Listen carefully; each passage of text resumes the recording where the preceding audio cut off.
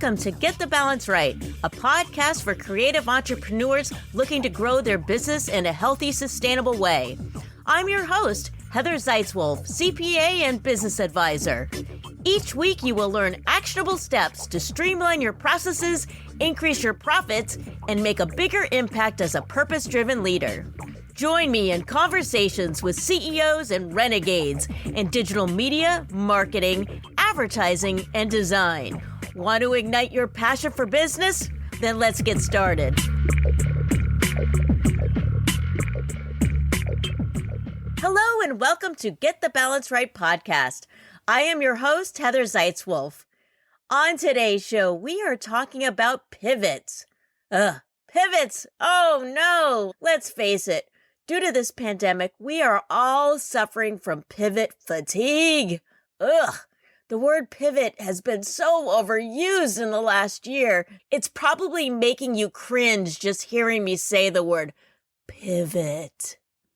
Good news, the vaccine is getting into more arms and the world is heading to a new normalcy. One of the major lessons learned from all of this, pivots and all that jazz, is that as business owners, we have to be nimble and prepared. Part of this preparation is to have solid leadership in your organization and a devoted, inspired team that will help you when things get tough. My guest today is Julia Becker Collins. She is the Chief Operating Officer at Vision Advertising, which is a full-service marketing agency that was founded in 1999. Ooh, party like it's 1999.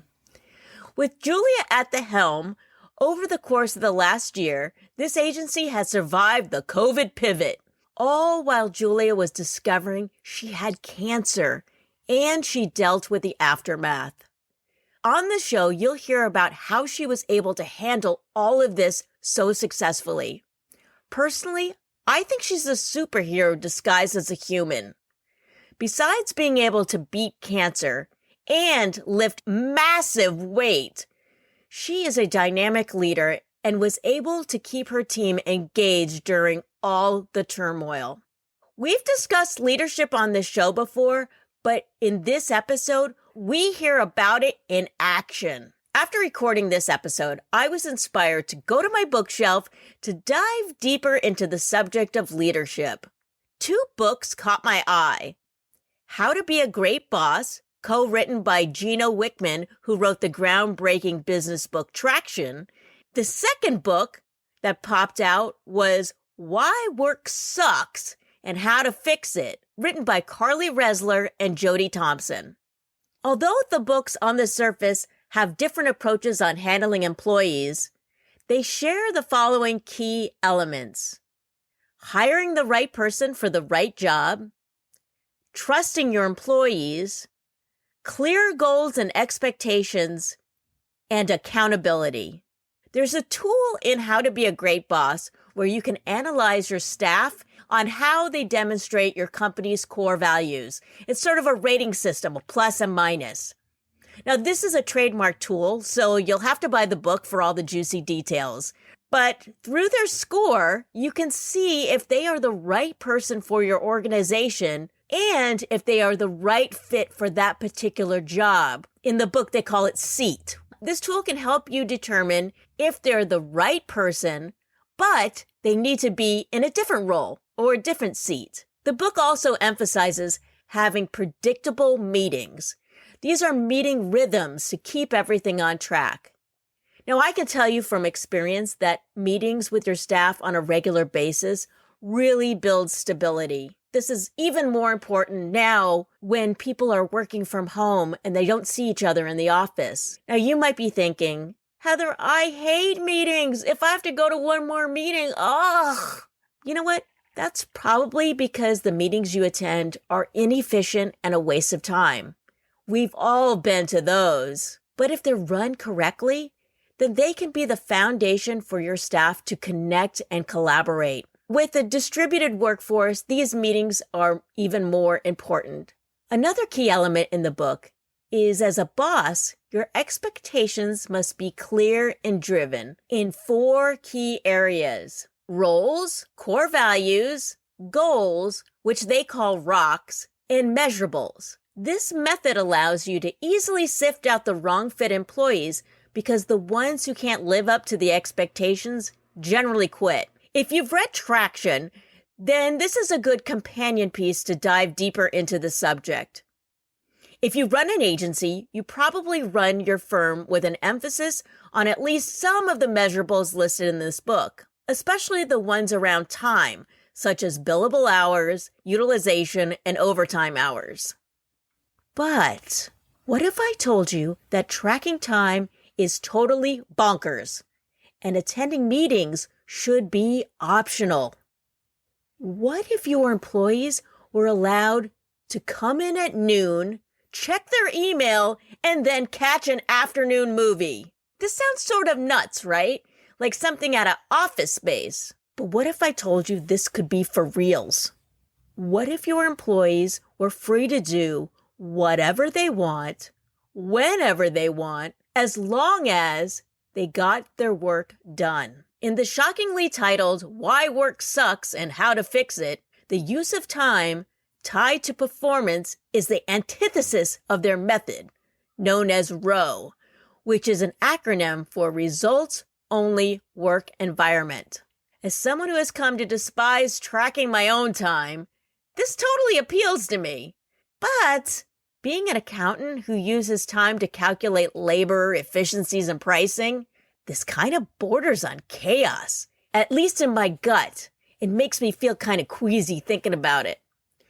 As a business owner, if you have a labor force, whether it's contractors or employees, this book may seem extreme, but I want you to keep an open mind. If you gave your employees complete control over their own time, would you feel comfortable doing so? If not, why? Is it a trust issue? Do you think they're just going to screw around? Do you think they're not going to do their work? Do you think that they'll just, what? Or is it a training issue? Do you feel like, well, without management's guidance, they won't know what to do? They might feel lost. They'll just spin their wheels and not do anything. Or is it more of that old school thinking that's just not how it's done kind of issue? You might be saying to yourself, well, I have a flexible work schedule for my employees. Well, according to this book, that's an oxymoron. Because when you are using ROWE, the results only work environment method, there are no schedules. What? Here's how they break it down. Now, they compare a flexible work schedule to a ROWE method. With a flexible work arrangement, permission is required. Think about that. It's flexible, but if they want the day off, they still have to check with you, right? The employee has limited options. They're still controlled by management. They must abide by the policies and guidelines, and their focus is on time off. And their workload is high demand with low control, because you as the boss are still in control of it. But in a results-only work environment, it breaks down like this. No permission is needed. What? Options are unlimited and fluid. Employees manage themselves. Okay, is your mind blown? However, here's the thing. There is an emphasis on clear goals and requires accountability. So, see, they're not going to be just screwing around. The focus is on results, and their workload is high demand, yet they have high control. So, see, they're still doing a lot. They just have more control over what they're doing. This is how ROWE is majorly different from the typical workplace model. In a results-only work environment, people are no longer paid for activities. Instead, they are paid for outcomes. That's what we want to do as entrepreneurs. We want to be paid for outcomes, right? That's like that whole value pricing and stuff. Rather than paying your staff for a chunk of time, you're paying them for a chunk of work. Expectations must be crystal clear on what needs to be done daily, weekly, monthly, yearly. Then it's up to the employee, with coaching and guidance of management, to meet their goals. It's key to note that the employees are not left high and dry. In this model, management acts more like a mentor than a dictator. One of the major benefits of ROW is that people feel less stressed out. For instance, if they come in at 10:30 in the morning because they took their kid to the orthodontist and then they have to leave Thursday afternoon to drive to the coast for the weekend, nobody cares. Because they control their time instead of wasting it, workers are more efficient. Yeah, they don't want to waste time while they're working. In this model, workload is transparent. Everyone knows what the other is working on. They know exactly what everyone is trying to accomplish, and they know what they're being measured on. Open communication is vital. For employees, ROW may seem like a utopia. But for management, does this feel more like a dystopia? As leaders, though, if you're open to the concept, I really truly believe you can implement this. You just have to have the right foundation for ROW to thrive. Just like in How to Be a Great Boss, the key elements are to find your right fit employees who align with your core values and are in the right job position. Goals have to be crystal clear, and there has to be accountability. Now, what do you think about the ROW method? Does it sound like a dream? Can you picture it as a reality in your business? Obviously, ROW isn't for everyone, but if you're interested in exploring ROW for your company, we can dive into this together through a strategy session. Just follow the links in the show note to set up a time. In our session, I will provide an objective view while examining your situation. We'll tackle the pros and cons for your firm and discover if your company has what it takes to move towards implementing ROW. Now that you've heard about the two books, here are the titles again. How to Be a Great Boss and Why Work Sucks and How to Fix It. If you've ever read either of these books, I'd love to know your thoughts and opinions. You can DM me. I'd love to know. In the show notes, you can find my Instagram account and the links to these books. All right, guys, are you ready to pivot? I know you're tired of pivoting, but here we go. Pivot fatigue and what you can do about it. Here is my lovely guest, Julia Becker Collins, who is such a dynamic leader and who sets a great example on how it should all be done. And to top it off, she is a badass female who idolizes Ruth Bader Ginsburg. All right, here's my conversation with Julia. Julia Becker Collins, welcome to my podcast. Thank you so much for having me. I am so excited to be here. Yes, and you are wearing your lovely animal print top, which we've been talking about. And you have Ruth Bader Ginsburg blanket in the background. I do. I've already asked you the story behind that, but it's so great. I'm making you repeat it. Can you just tell the audience about it? So my husband bought me that blanket when we turned this bedroom into my home office. It's her face on a throw blanket. And if anybody goes to my social media, you'll see lots of photos of it in my background. And the design is made up of the words of her three most popular dissents from the Supreme Court. Like I was saying to you earlier, I am a huge fan of Ruth Bader Ginsburg, giant fan of Ruth Bader Ginsburg since like high school. So it was the perfect gift to get me. And my dog is even named Ruth Bader Ginsburg. And you have an action figure of her as well. She slays with her words, and she can kick Superman's butt. That's what I think. Oh, yeah. My husband is really into all the different superheroes, but he knows that she rules in our house. Besides being a fan of the notorious Ginsburg, can you tell the audience just a little bit else about you and your background? My name is Julia Becker Collins. I am the Chief Operating Officer at Vision Advertising, which is a 100% woman-owned, woman-run, full-service marketing agency. We're based outside of Boston. We also have an office on the West Coast outside of Portland, Oregon. I have been doing marketing, leadership, people management with nonprofits and for-profits for more than 15 years. I have been working with this agency for about 4.5 years now.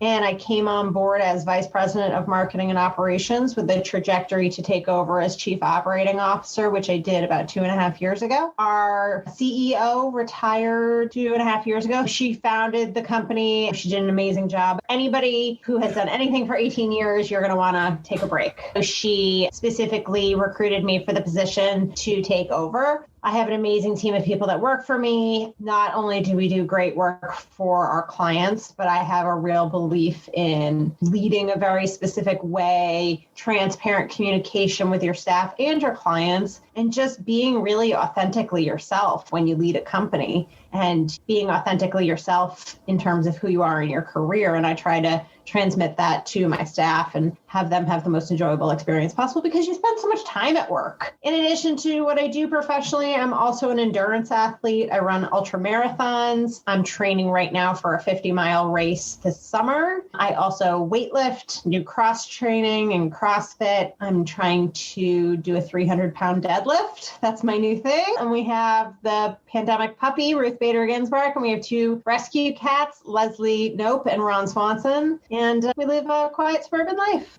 Wow, that is a lot. Now, wait a minute. Let's go back for a second. How much are you lifting? Did you say 300 pounds? I'm training to be able to deadlift 300 pounds. Right now, I can deadlift 225.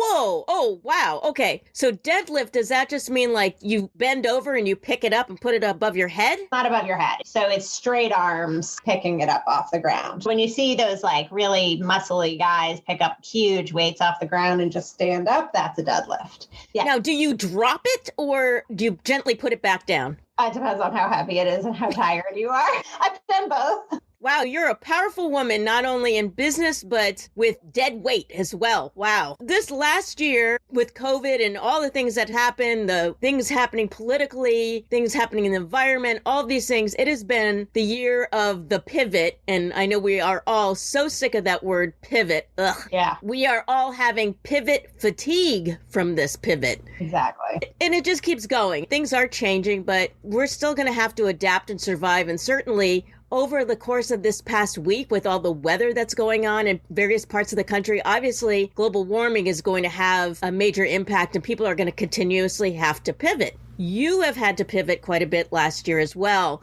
Can you tell the audience a little bit about how you've pivoted not only in business, but personally with your health? Sure, absolutely. Last March, the Commonwealth of Massachusetts really shut the whole state down for the pandemic. We, as a company, have not been back into the office since then. We made the decision that it wasn't safe as a small company to be in that kind of small space, and that while it's not ideal and it's not necessarily what we want, but it's the best decision for the safety of the whole company to have everybody work from home long term. So we transitioned an East Coast and a West Coast office from being in person to being remote over the course of one day. We basically sent everyone home, take your laptops. Luckily, we're cloud-based, so it's not like you have to take a server home or anything like that. We set everybody up for success to work from home, but then you have to create a way for people to still be able to communicate, see each other, have that bond between the team. You used to be able to just turn your chair around and talk to somebody, get the answer you needed, have like a little scrum of conversation. We can't do that anymore.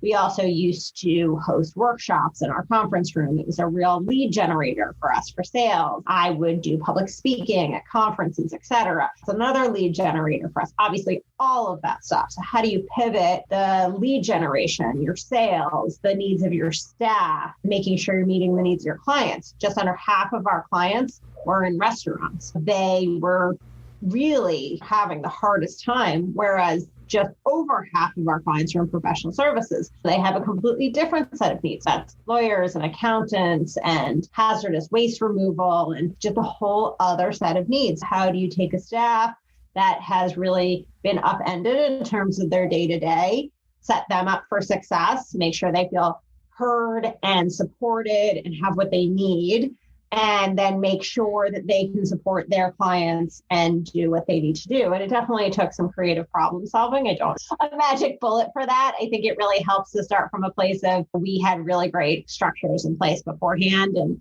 amazing communication. We are a company, and I am a leader that really consistently beats the drum of transparent communication. Tell us if you need anything, raise your hand and say if you have a problem, tell truth to power, et cetera, et cetera. And because we really have a company culture that is based around that, and everyone can have a good idea. It doesn't have to be me. It definitely should not be the Julia show. We had a real collaborative experience of pivoting. So it wasn't that I had to come up with all the solutions. I had to come up with a lot of solutions, but not all. That is really great. The staff really took it upon themselves to help the clients. They wanted to make sure that they were authorized to do extra work, which is great that they ask those kinds of things. But I think it's fantastic that they want to help. I think that's amazing to have a staff that is really so invested in your clients and their needs that they want to do more for them. And so we spent weeks and months trying to turn the ship that way. In terms of sales, we went from in-person workshops to doing webinars. Instead of doing keynote addresses, I speak on podcasts, et cetera, et cetera. So that took time to figure out. But I think within a couple of weeks, we were switching from doing workshops to doing Facebook Live, et cetera. And people were so desperate for any kind of human interaction. The leads were still there. Personally, what was happening at the same time was that in March, I was going through a personal health crisis that went from March to May, which is really the height of the pandemic and the lockdown. I was diagnosed with thyroid cancer. And so while trying to turn the ship of the company and pivot, I also was trying to manage, almost project manage, my own health, getting all the testing done, trying to navigate the red tape and bureaucracy of this crazy world we suddenly found ourselves in where nobody knew what to do.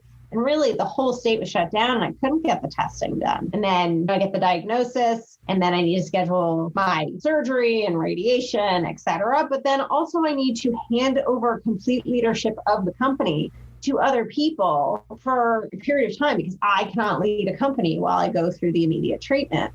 How do you craft a crisis management plan, an interim leadership plan, while you're in a separate crisis? Now, looking back on it, we're a year in, which is crazy to me. Not that the pandemic is a blessing, but it was almost a blessing in disguise because everyone had shifted their perspective so much that everyone was used to things being so abnormal that it was like, okay, whatever you need, which is great. And now that I'm back to work, there's no expectation of me being in in-person meetings or showing up at 7 a.m. for that networking or wearing real pants because nobody does that anymore. It definitely took a lot of work. I spent a lot of sleepless nights trying to craft a transition plan. I had a lot of long, hard conversations with my staff because I wanted them to feel supported and for them to understand, listen, this is going to be hard. I'm not going to sugarcoat it for you. Everyone's going to have to do extra work. Nobody is excited about this, least of all me, but it's temporary. I'm not leaving. This is temporary. You need to do this for 3 months. Just suck it up. This is not fun for anybody, but this is what you do for everyone. And everybody, I have to say, it's one of those moments where you pat yourself on the back as a leader and say, I hired correctly, because the whole staff stayed. Everyone put in extra work. Everybody made it work. And then I came back part-time. And my staff didn't pressure me to work more. Nobody pressured me to work more. Even the clients were really respectful. And I just think one of those situations where you have this circumstance, it really, the people around you, the systems you've created, you can tell if your work has been successful because it'll reflect back to you in those moments. And luckily, or because of hard work or because of chance or whatever, we were able to come through that. And now it's however many months later and my staff still with me and my clients are still with me and everybody's incredible. So 2 weeks ago, I was having a really hard time because I was going through some additional treatment and my staff basically told me to get lost for a week. I'll go take care of whatever I need to take care of and come back. They're just incredible. And I think it not only speaks to good hiring and good training, it also helps them become better leaders, which I think is often lost in these kinds of circumstances. There are opportunities for people to step up and do more. You actually don't need me as much as you think you do. You can do more than you think. Sounds like you're a tremendous leader because that is the key to leadership, is that you lead a team, but they feel inspired to lead as well. Hey there, this is Heather. I hope you're enjoying the podcast. And if you are, If you wouldn't mind, please hit the subscribe button now. That way you'll never miss an episode. All right, now back to the podcast. So you were able to make it through all of this by having such a dynamic team that really stepped up. I think a lot of times when business owners think, oh, I got to work remotely, are my staff actually going to be working? Can I trust them? Will they just be goofing off? Obviously, they just haven't hired correctly, because it sounded like that was not an issue for you at all.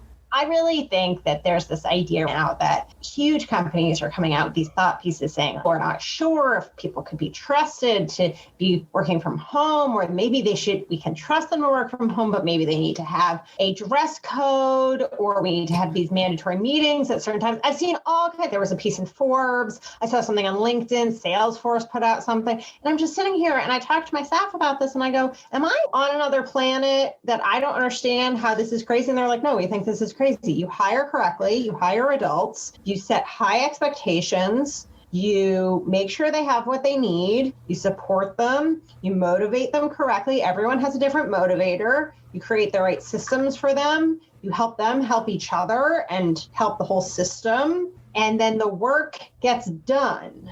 You don't track their hours. You don't ask, what are you doing today? Unless they need help with something.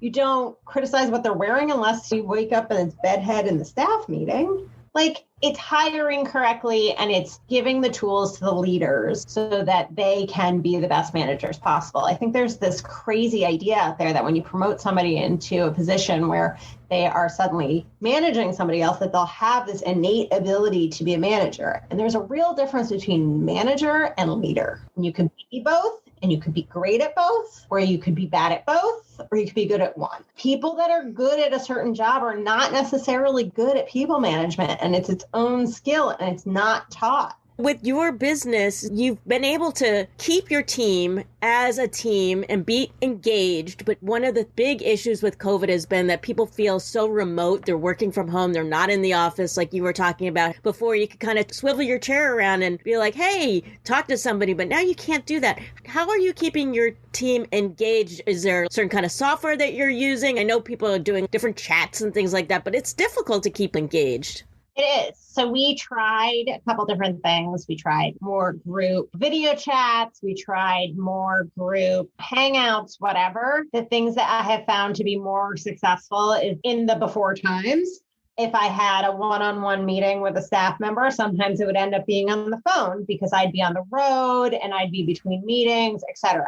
Now, all of my one-on-one meetings are video. And it's camera on. I don't know what companies are running these crazy things where you can choose to turn your camera off. It's camera on. In our company, camera on for all meetings. You can't have camera off. We also do every 2 weeks, we have an all hands meeting. Again, it's camera on. Everybody sees each other. But we don't start the all hands meeting with a dive into, okay, let's go through all the clients. It's probably half an hour every 2 weeks of like, how's your dog? What's the weather like? It's not 10 minutes. It's half an hour. Just talking. I have a girl on my staff that just went on maternity leave, and she keeps texting me because she wants to know what's happening with the staff. She feels out of the loop. What's happening with Alex in Oregon? What's the weather? Everyone's so now engaged with each other and they want to know what's happening because we had, for lack of a better term, mandatory video check-ins. You have to see me. So you can say you're fine, but don't look fine. So what's going on? And it's not the work necessarily, because now you're home all the time. Is it like too much being home? Is your dog annoying you? Is your wife annoying you? I'm not a therapist, but your home life affects your professional life. Check in. And then they, as a staff, are also checking in with each other.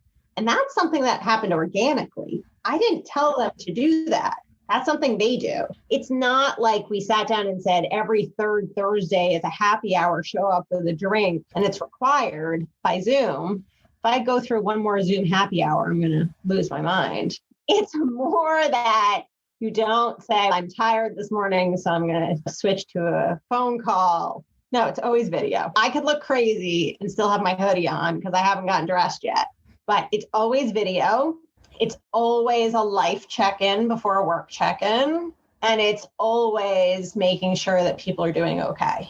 Because this is not a normal situation and people aren't going to be productive if they're not doing okay. it makes people want to do more for the company and be more engaged in the company, having that human connection, especially when your leader, your boss sees you as a person and not just somebody that pushes paper around and gets the job done. Because you are in marketing and advertising, and you've been in this business for a long time, there has been lots of pivots just because of technology. What are some of the ways that you stay on top of all these things, and how do you differentiate the trends versus what is the next hot thing that you need to jump on? Now it's like, okay, it went from TikTok, now it's Clubhouse. Oh, how do you keep up with this stuff? So I just gave a webinar last week with the Better Business Bureau. I did a whole thing about if you chase the trends, you're just chasing the new shiny object, and you're not actually going towards what is going to serve the goals and objectives of your business. That's not to say something like TikTok or Clubhouse wouldn't serve the goals and objectives of your business, but you're not making a decision in a strategic way. One of the things I talk about when I give webinars, or what I talk about when I talk to potential clients or anybody,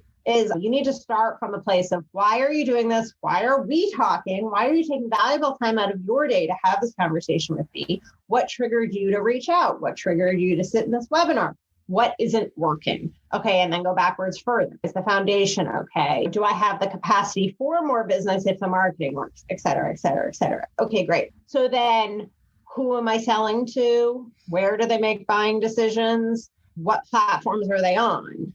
And who do I want to be selling to? Now, obviously, this is a huge oversimplification, but once you can answer all of that, and these are a lot of the topics I go through in the webinars and seminars I present, once you can do that for yourself and you can internalize that as a leader, you can say, okay, I am trying to sell sweaters to Joan in Arkansas, and she's 45 and she's white and she's married and she has 2 kids and a dog. That's just an idea in your head. So is she going to be on TikTok? No.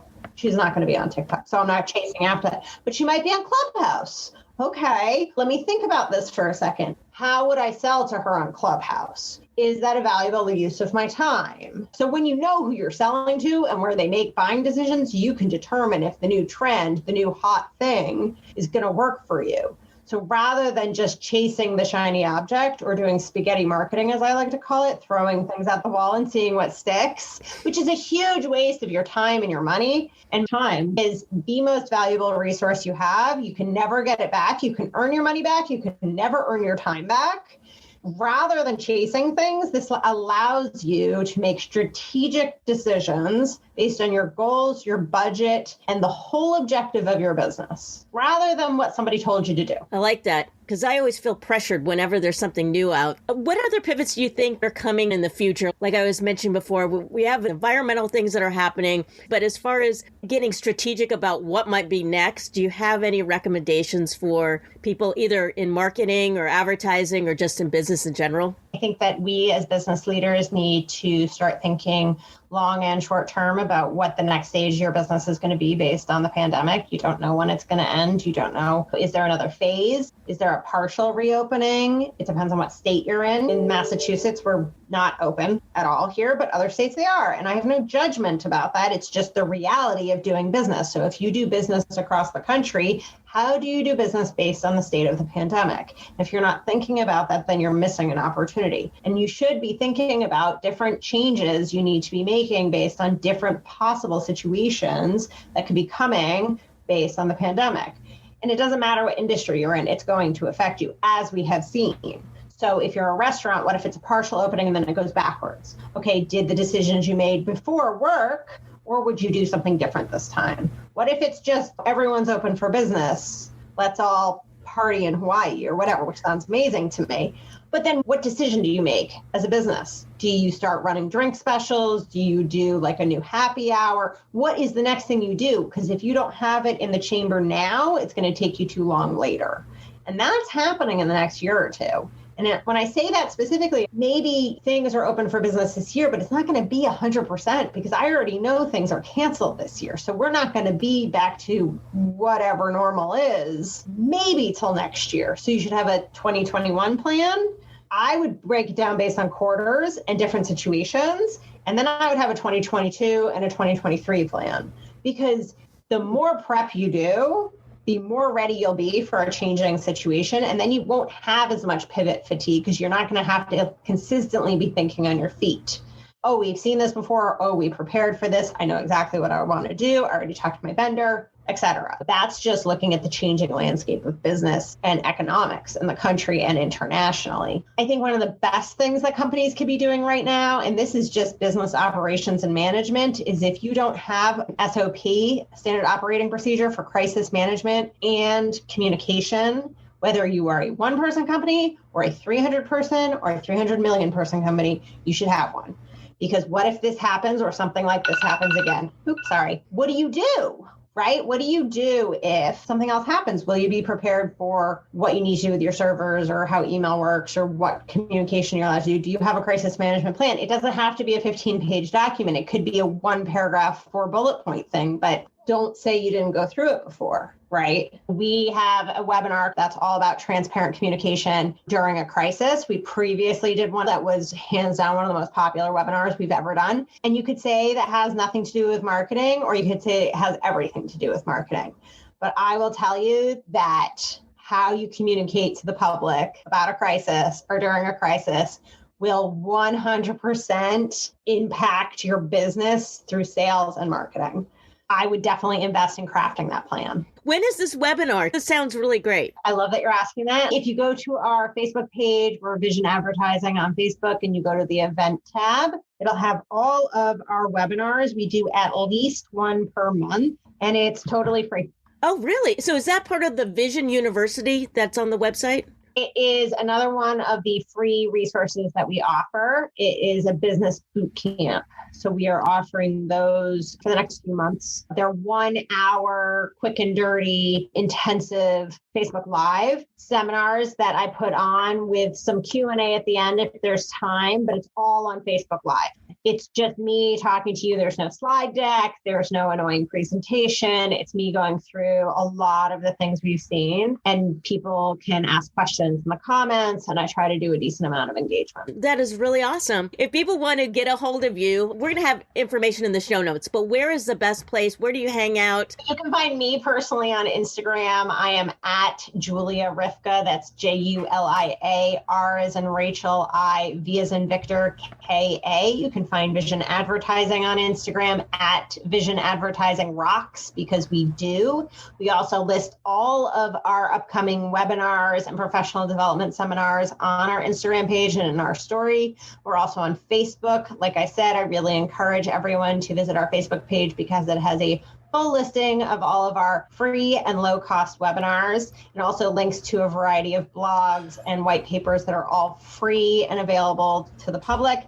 That has just a huge wealth of information to help businesses right now. And I just wanted to add, I had reached out to you on LinkedIn, and I was like, I just want to make a human connection. I'm not selling you anything. In fact, I hate that whole thing that people just try to sell. You, as being a marketing and advertising person, can you just tell the world why that is a wrong way to approach sales, to try to sell something through LinkedIn with a connection you've never met before? So it's called a cold call or a cold approach on LinkedIn, is where you don't know somebody. The worst is when somebody sends me a connection request with no note and I've never met you and I have no idea who you are. That's an automatic, absolutely not. Sometimes I get requests from people and it has a obviously copy and paste note that they're sending around to people, and it's not personalized whatsoever, which is like 101 sales to not do. It's if you're applying for a job and you kept using the same cover letter over and over again.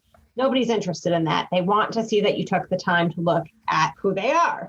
I get cold sales emails all the time. I get cold LinkedIn requests all the time. I think I don't respond to probably 85% of them, but every once in a while I do, because if somebody really takes the time to be like, I looked at your website, here's what I saw, here's how I think I could help you, or if you could introduce me to this other person, and it's hyper specific, no canned information, then I'll probably respond. But then that's the opportunity for you to continue to engage in a really personal way, because I've also had the experience where somebody does reach out with a lot of personal information, which is fantastic.